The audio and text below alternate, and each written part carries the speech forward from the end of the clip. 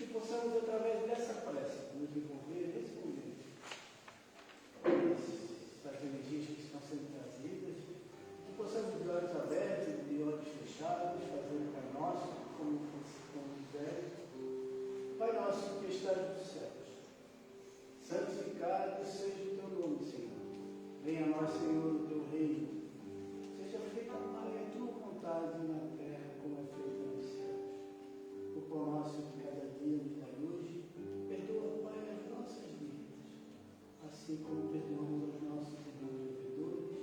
Não nos deixeis, Senhor, cair nas tentações do mundo, mas nos livra de todo mal, que assim seja. E com essa prece, nós damos por abertos os trabalhos do seminário da noite de hoje, contando hoje com a nossa irmã Rosane, que vai nos trazer a lei do trabalho. Nossa vontade. Boa noite, irmãos e irmãs. Tudo bem com vocês nesse frio? Que bom, né? Que nós estamos aqui. Então, a proposta é justamente essa, né? Falar um pouquinho, um recorte muito pequenininho das leis de Deus. E entre elas, eu vou só trazer um pouquinho para perto. E entre elas, uma delas, né, a lei do trabalho. E a gente fala lei do trabalho, já dá um arrepio. Porque quando a gente fala que a questão de lei, nos parece uma coisa muito desconfortável. Parece que a gente vai restringir a nossa liberdade. Parece que quando a gente fala de lei, a gente fala de alguma coisa obrigatória. E tudo que é obrigatório tira a nossa vontade de fazer. Parece que tudo que é livre nos estimula mais a fazer. E a obrigação nos traz um certo incômodo. Mas é isso mesmo, a gente vai falar de uma lei, de uma das leis universais de Deus, e a gente vai falar da lei do trabalho. Na verdade, a palavra trabalho, conforme a gente conhece aqui na Terra, o conceito de trabalho, conforme a gente conhece aqui na Terra, na nossa consciência de encarnado, de ser material, não de ser espiritual, é um conceito um pouco pesado. Porque a própria palavra trabalho, ela se origina do latim e veio da palavra tripalium, que era um instrumento de tortura. Ora, então a palavra trabalho já tem a conotação de algo pesado, algo ruim. E durante as nossas etapas históricas na Terra, porque nós não nascemos na década de 60, somente, né? Nós não somos fruto da década de 70, de 90. Nós já transitamos na Terra desde que a Terra é Terra. E nós passamos por várias etapas históricas da nossa evolução, da evolução humana. E o conceito de trabalho, ele também foi mudando conforme as nossas etapas históricas. Então nós tivemos uma etapa histórica chamada pré-história. E lá, quando a gente era ser pré-histórico, trabalho para nós significava sobrevivência. A gente trabalhava para sobreviver, para se conservar, para se manter vivo. Ora a gente era comido pelo animal, ora a gente matava para comer, ora o animal nos comia. Era assim.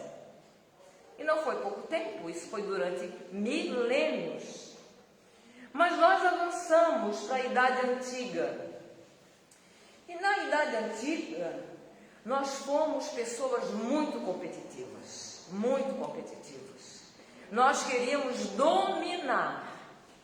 E para dominar, a gente invadia o quadradinho do outro, ou seja, o território do outro. E foi aquela idade em que a gente viveu na Terra, em que a gente se armava até a medula, com espada, sei lá com qual arma, para invadir um território, escravizar aquele povo e deixar aquele território sob o nosso domínio e aquele povo sobre a nosso comando. Então, nessa idade antiga, o trabalho para nós significava escravidão, porque nós produzimos muitos povos escravos. E tinha hora que a gente também era um povo escravizado. E assim a gente foi levando.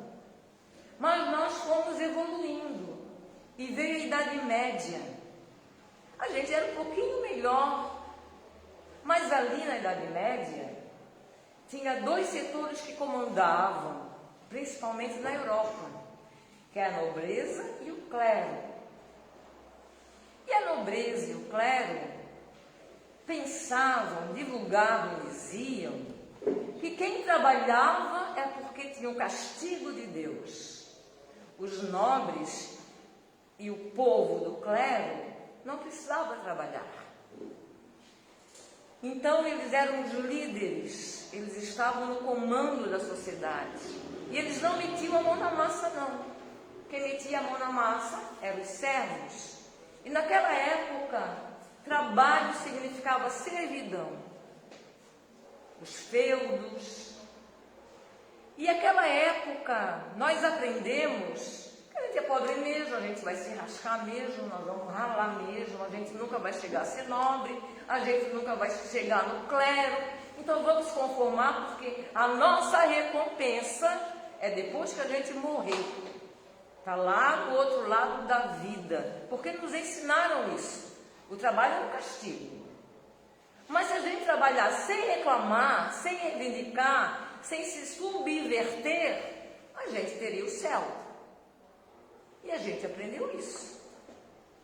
Aí veio a Idade Moderna, a Revolução Industrial, onde o trabalho passou a ser mercadoria. Tudo que eu produzo tem um preço, mas quem vai produzir é a classe pobre ainda. E os ricos são os donos da produção. E por mais que eu trabalhe na Idade Moderna, por mais que eu ache que o meu produto tem valor, eu nunca vou receber o valor do meu trabalho, do meu produto. É a tal da mais-valia, falada por Marx no século XIX. Depois veio a época que nós vivemos também, da Revolução Pós-Industrial, a globalização, a flexibilização das leis que a gente já tinha conquistado, as novas formas de trabalho, não é só CLT, não é só carteira assinada, é o trabalho informal, é o trabalho remoto, é outras espécies de trabalho. Depois a idade contemporânea, que é a nossa idade. Tudo isso mudou então? Agora está tudo ok? Não. Ainda existe trabalho análogo a escravo, ainda existe trabalho infantil, ainda existe a exploração do homem pelo homem, ainda existem condições insalubres de trabalho, ainda existem pessoas trabalhadoras que não têm trabalho, que são chamados desempregados, mas não que eles não sejam trabalhadores, eles não têm trabalho. Mas hoje, nós estamos tentando conciliar o trabalho às melhores condições de vida e ao prazer. Então, hoje a gente já quer conciliar o trabalho ao prazer. E Allan Kardec foi dessa época, porque a Revolução Industrial foi em 1760, por aí, a primeira etapa da Revolução Industrial. Kardec nasceu em 1804, então ele pegou ali a Revolução Industrial. Ele era dessa época em que os trabalhadores trabalhavam, porque a Revolução Industrial não trouxe condições dignas de trabalho. A Revolução Industrial, naquela época, a jornada era extensiva, 12 a 16 horas de trabalho, as condições eram muito insalubres, havia muita exploração, principalmente das mulheres e das crianças. Muita gente morria nos locais de trabalho, porque era mal iluminado, mal ventilado, as máquinas não tinham os EPIs, os equipamentos de proteção. Havia um horror naquela época. Mas naquela primeiros sindicatos, as primeiras lutas por direitos trabalhistas e as revoluções também dos trabalhadores. E a sociedade se dividiu, patrões e proletários. Era a época de Kardec. E por que eu estou falando isso? Porque foi nessa época, com tudo isso, que nós ainda trazíamos a nossa consciência, no nosso modo de ver da Idade Média, que trabalho era castigo, trabalho era punição de Deus, e que essa mentalidade, trabalho-punição, trabalho-castigo, quem trabalha merece mesmo ser mal remunerado, o trabalho é coisa de pessoas que não são nobres e não são clérigos. Essa mentalidade da Idade Média ainda perdurou na Idade Moderna. Lá na Idade Moderna, principalmente na Europa, isso aí era muito comum se pensar. E por que eu estou falando isso? Porque daí a gente tem um monte de coisa para pensar, que não é aqui nessa fala, porque discutir trabalho é uma discussão que várias áreas, né, ciências humanas, as ciências sociais, a história, a antropologia, o direito vai discutir trabalho também, todas essas áreas vão discutir trabalho. Mas a gente não vai discutir nessa visão de trabalho. Porque o que a gente não vai discutir CLT também, em que pese que é uma discussão válida para a atualidade ainda, mas aqui a gente vai discutir dentro dos postulados espíritas, da doutrina espírita. E quando a gente fala em postulado, a gente fala que a gente, pelo menos, tem 5 postulados que todo espírita conhece. Acreditar em Deus é um postulado, na imortalidade da alma, na evolução, na reencarnação e na comunicabilidade entre os seres, estejam eles onde eles estiverem. Esses são os postulados. Então, olhem só, século XIX, tudo isso acontecendo, pós-revolução industrial, tudo isso, Marx lança o Capital, que é um livro que vai falar justamente sobre as relações de trabalho e a mais-valia, e Kardec, o homem pensa que quem trabalha é só pessoas indignas ainda, e Kardec, ele vai fazer uma pergunta revolucionária na terceira parte do Livro dos Espíritos, que fala das leis morais. Por que eu estou falando isso? Porque Kardec também viveu aquela mentalidade do século XIX. Então, para ele meter a mão nessa cumbuca, enquanto ele perguntava para os espíritos sobre imortalidade, Deus, estava tudo bem para o poder. Estava tudo bem para o poder. Mas quando ele pergunta sobre trabalho, ele está mexendo em organização social da época. Então, evidentemente, ele vai levantar na sociedade também muitos opositores políticos, como ele levantou. E a pergunta que ele faz é a seguinte, 674. A necessidade do trabalho é uma lei da natureza? Ou quem vai trabalhar é só o pobre mesmo? E os ricos e os nobres vão ter direito ao não trabalho? A pergunta é mais ou menos por aí. E a resposta, sim, o trabalho é uma lei da natureza. Por isso mesmo que constitui uma necessidade e a civilização obriga o homem a trabalhar mais, porque lhe aumenta a necessidade e os gozos. O que os espíritos falaram aqui? Que, sendo uma lei da natureza, prestar atenção, é uma lei universal. Sendo uma lei universal, é uma lei de Deus. Sendo uma lei de Deus, ela é uma lei sábia, ela é uma lei imutável, ela é uma lei infinita, ela é para sempre, e é uma lei que ela vai acontecer em todo o universo, com todas as criaturas, não importa a condição social que ela esteja. A lei do trabalho é uma lei universal. para todas as criaturas do universo. Que maravilha! Então acabou com aquela história, eu sou nobre, eu não vou meter a mão na massa. Eu sou clero, eu vou ter que ter servo. O trabalho é indigno, é castigo. Acabou com isso. E a gente vê perfeitamente. A gente não vê. Mas o conhecimento nos traz que das partículas subatômicas até as galáxias, tudo no universo trabalha. Tudo no universo trabalha. E muito.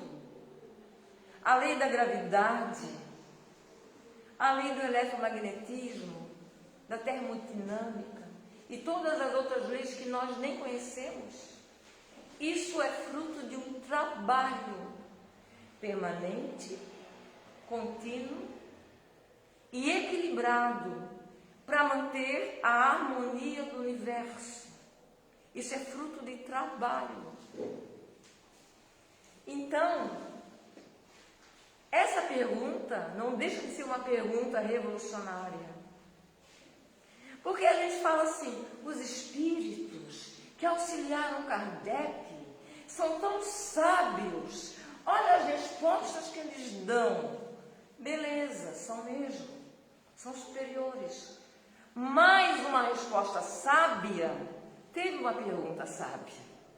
Olha o teor da pergunta de Kardec. E ele não satisfeito, ele foi meter a mão no abelheiro. Ele foi meter a mão num vespeiro. Ele podia ficar contente. Já perguntei, já responderam, tudo ok. Mas ele foi lá para a Gênese. E lá da Gênese, ele pega uma parte da Gênese, eu até achei um pouco engraçado quando eu estudei isso, porque eu pensei, para que Kardec foi se meter com a Gênese? Para quê? Está tudo lá na Gênese. Está todo mundo pensando que é assim. Deixa pensar que é assim. Mas ele foi se meter na Gênese. E ele pegou uma parte da Gênese que era assim.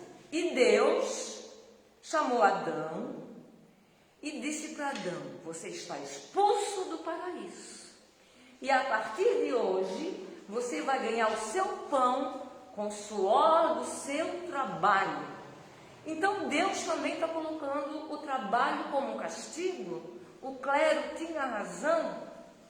Aí Kardec, não satisfeito com essa parte da Gênese, mete a mão na cumbuca de novo e no abelheiro. E ele vai perguntar aos espíritos. E os espíritos esclarecem que Adão e Eva representam uma coletividade de espíritos. É uma alegoria. Essa coletividade de espíritos vivia num mundo bem superior à Terra, o paraíso. Mas pelas condições morais dessa coletividade, desses espíritos, eles foram convidados a migrar para um mundo inferior, foram expulsos do paraíso. Onde o trabalho no mundo inferior exige mais esforços, o suor do seu rosto, o suor do seu trabalho. Porque a gente aprende que quanto mais evoluído é o mundo, quanto mais evoluído é o ser, menos necessidade material ele tem. Então o trabalho não vai representar o suor, essa relação toda nossa. A gente acorda cedo, não tem tempo para respirar, come um sanduíche, começa o outro turno, é mal remunerado ainda, não é? Mas isso é de acordo com o mundo que nós vivemos, é de acordo com a nossa realidade atual. Porque se nós estivéssemos no mundo adiantado, as nossas necessidades não seriam tão materiais. Talvez nem fossem materiais. E a gente não precisaria tanto esforço do trabalho, do suor do rosto. Então Kardec vai esclarecer isso. Vai meter a mão nessa cumbuca conforme a natureza da necessidade. Então a natureza do trabalho é diferente. Aí ele vem, né, para a gente adiantar um pouquinho, ele parte com uma pergunta que todo espírita sabe a resposta. Tenho certeza que todo espírita sabe a resposta. Ele pergunta assim: por trabalho só se deve entender as ocupações materiais? E aí os espíritos respondem: não, o espírito também trabalha, assim como o corpo, e deve-se entender por trabalho toda ocupação útil. Olha lá, outra grande resposta revolucionária. Por quê? Porque a gente pensa que trabalhar é só ralar. A gente pensa, não, o artista não trabalha, né? Vive cantando, vive, né, pintando tela. Mas aí Kardec traz a resposta dos espíritos que toda ocupação útil é trabalho. Então, pensar é trabalho? É trabalho. Se a gente quiser dar um passe, isso é trabalho, mas eu não estou fazendo nada, esforço nenhum, não estou nem suando o meu rosto. É trabalho. Olha a transmissão de energia, biofísica, energia vital, energia sutil, tudo que tem ali na hora de um passe. Se eu quiser fazer uma prece, é trabalho? É trabalho. Se eu quiser estudar, é trabalho. Toda ocupação útil é trabalho.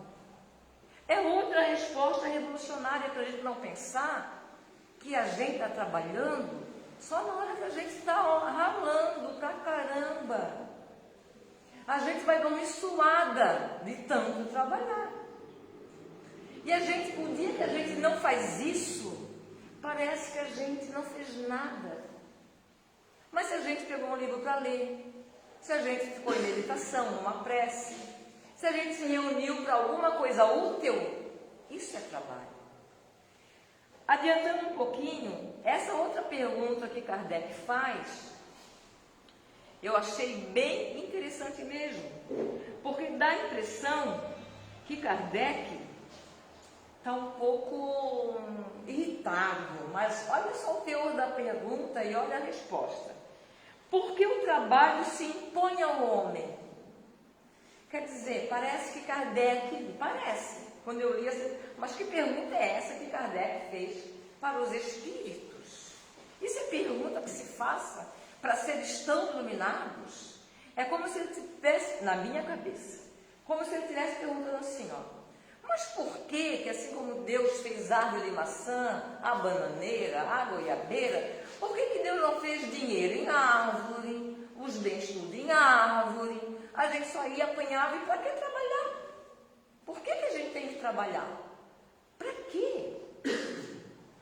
E a resposta deles, dos espíritos, eles falam, porque é uma consequência da natureza corpórea. A nossa condição de corpo, ela nos vai exigir que a gente tenha esse tipo de esforço que nós estamos tendo com trabalho. Mas o que é importantíssimo a gente pensar, e que os espíritos também falam lá, o trabalho, ele é uma expiação. E ao mesmo tempo é um meio de desenvolver a inteligência. Olha só. Aí eu pensei, meu Deus, como Deus é bom. Porque o que é expiação? A gente ainda vê expiação como castigo, uma coisa ruim. Mas o que é expiar? Expiar é reparar. A gente faz coisas erradas e vamos reparar.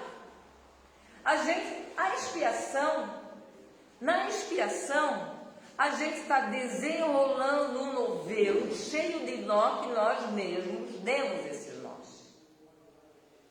E a gente, ao tempo que a gente vai vivendo, passando pelas vicissitudes da vida, os obstáculos, as pedrinhas, os desafios, a gente vai desenrolando esses nós. Um nozinho a menos. Agora eu já aprendi. Um nozinho a menos, meu novelinho está mais lisinho, está sem nó. Mas olha que legal, ao mesmo tempo que a gente tira o nó, a gente desenvolve a inteligência. Porque para tirar um nó, a gente tem que pensar, como é que eu vou tirar esse nó? A gente não vai tirar o nó com uma varinha de condão. Pim, pim, pim, pim, o nó saiu. Não. A gente tem que colocar a nossa cabeça para pensar. Como é que eu vou tirar esse nó? E no nosso mundo a gente faz isso e ainda é remunerado. Tem um médico cirurgião, que ele é no Rio de Janeiro. Ele escreveu um livro chamado O Lado Oculto da Medicina. O nome dele é Paulo César Frutuoso. Ele é um cirurgião muito famoso. Ele sempre diz que não há equipe médica que esteja sozinha. Ao lado de toda equipe médica tem sempre uma equipe médica espiritual. E ele trabalha muito com cura, materialização, mas ele conta a história dele. Ele, na Idade Média, ele era um desses que pegava a lança e abria a barriga daqueles que pensavam ao contrário dele. Matava. Tirava a tripinha assim das crianças, dos idosos, das pessoas. Incendiava as aldeias. Ele fazia isso com a lança. Aí ele ficou muito tempo no umbral, lá no umbral, muitos anos. Até que ele foi resgatado pelo Frei Luís. E o Frei Luís, depois de algum tempo, convidou ele para reencarnar no Rio de Janeiro como cirurgião, médico cirurgião. O mesmo instrumento que ele matou, ele está usando para curar. Matou com a lança, está curando com o bisturi. Não é legal isso, não é bondade divina? Isso é maravilhoso. Então nós temos que parar de pensar que expiação é punição, é oportunidade de a gente desenvolver inteligência e desembaraçar os nossos nós. Mas eu vou adiantar, porque eu quero chegar numa pergunta, que eu acho essa pergunta incrível. Claro que nesse capítulo ali, Lei do Trabalho, fala também sobre a necessidade de repouso, fala um monte de coisa. É um capítulo curtinho, que a gente deve ler com mais calma, mas o nosso tempo aqui é curtinho também. E eu vou chegar só nessa pergunta que eu gostaria de comentar. É a 677. Kardec aqui parece que está com ciúme dos animais. Ele pergunta assim, ó, por que prever a natureza por si mesma todas as necessidades dos animais? É como se ele falasse assim, ó, por que os animais têm tudo de mão beijada e a gente tem que trabalhar? A resposta deles é fantástica. Tudo na natureza trabalha. Nada está na inércia, nada. Os animais trabalham tanto quanto tu. Falou assim para Kardec, parece que era um tapa na cara, né? Trabalham tanto quanto. Só que os animais, eles não têm a consciência de gerar progresso. Eles trabalham sem a nossa consciência, que nós estamos gerando progresso. Os animais trabalham seguindo as leis naturais. Eles cumprem a lei natural. Ou a gente pensa, a formiguinha não trabalha não? E a minhoca? E a borboleta? E a abelha? E tudo que existe não é trabalho? Tudo que existe de animal não está trabalhando? Pede uma fruta para a natureza, ela te dá. Pede água, ela te dá. Pede uma pedra, ela vai te dar. Pede abrigo, ela também vai te dar. Qualquer coisa que a gente pede para a natureza, ela nos dá. A não ser que a gente tenha esgotado os recursos dela. Mas ela vai nos dar. Ela está cumprindo o seu papel. E os Espíritos respondem, Deus ama tanto os anjos quanto todas as espécies que nós chamamos de inferiores. E ele tem interesse, Deus tem interesse, é interesse de Deus, que todas as espécies evoluam. Ou seja, ele está protegendo tanto todas as espécies, das mais simples da natureza, quanto todo o universo. E esses animais que nós dizemos, são seres inferiores, é uma espécie lá, eles têm papel importantíssimo no universo. E se nós estamos aqui, nós estamos tendo muito suporte de todos esses seres da natureza. Então, eles estão exercendo, sim, um papel muito importante.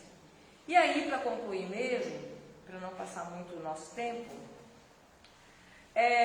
agora, nesse momento, se a gente pensar, né?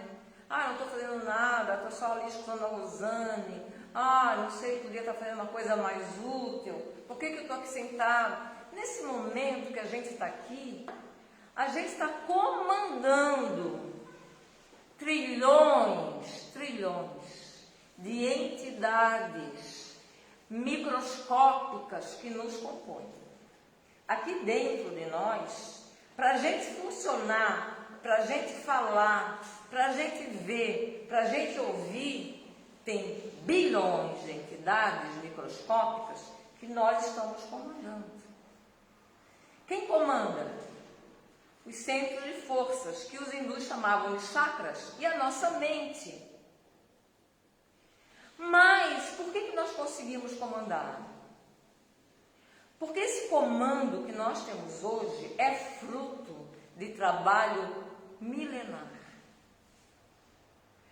Não tenho dúvida, tudo que nós somos hoje, o nosso corpo, o nosso pensamento, o nosso mundo, as coisas que nós temos, tudo é fruto do nosso trabalho milenar. Milênios e milênios, nós fomos caminhando. Lá, quando a gente foi formado, até chegar a ser pessoas, seres humanos, até chegar aqui. Se não tivesse um comando inteligente dentro do nosso organismo, se nossas células funcionassem à revelia, nós estaríamos mortos. Porque haveria um descontrole total na nossa estrutura, no nosso organismo. Se nós conseguimos comandar tudo que nós somos, é porque nós aprendemos animicamente nas encarnações, nas vidas que nós tivemos, e que nós aprendemos a fazer isso. Nós somos o fruto do nosso trabalho. E o que nós seremos também será fruto do nosso trabalho. E todo o trabalho que a gente faz no bem, ele permanece. Todo o trabalho que a gente faz no mal, a gente vai ter que tirar o nozinho, refazer. A gente vai ter, nós mesmos, vamos ter que tirar aquele nó e reajustar aquele trabalho do mal que conscientemente a gente possa ter feito. Deus vai dar para nós o novelo, pode ter certeza. Mas não é Ele que vai dar, não. Nós vamos carregar o nosso novelo na nossa consciência. O nosso novelo cheio de nó vai estar dentro da nossa consciência. E a lei divina vai nos obrigar a tirar nó por nó. Mas quem vai dizer o tempo somos nós mesmos. E, para concluir mesmo, tem uma frase que é de Isaac Newton, que ela fala o seguinte, porque perguntaram, como é que você é uma pessoa tão inteligente, como é que você descobriu tanta coisa, a lei da gravidade, a lei da inércia e não sei mais o quê, como é que você consegue estudar tanto? Daí ele falou o seguinte, se hoje eu enxergo mais longe, é porque eu me coloquei de pé sobre ombros gigantes. Ele reconhece as pessoas que o ajudaram a se colocar de pé e enxergar mais longe. Aí, eu só lembro, nós sempre dizemos, o espírita sempre fala, né, bate no peito e eu também falo, Jesus é meu guia e modelo. Mas, por que a gente não se coloca de pé em cima dos ombros de Jesus? Por quê? Por que a gente tem medo de se colocar de pé em cima dos ombros de Jesus para enxergar mais longe? Então essa é a mensagem, não é tudo, é claro, não é tudo. Talvez não seja bem assim, por isso que o convite é ler, estudar, pegar o livro dos Espíritos, interpretar e, acima de tudo, né, discutir, ver se é isso mesmo, né? Será que é isso mesmo? mas cada um vai chegar às suas próprias conclusões. Que Deus nos abençoe e que Jesus nos ampare. Que assim seja.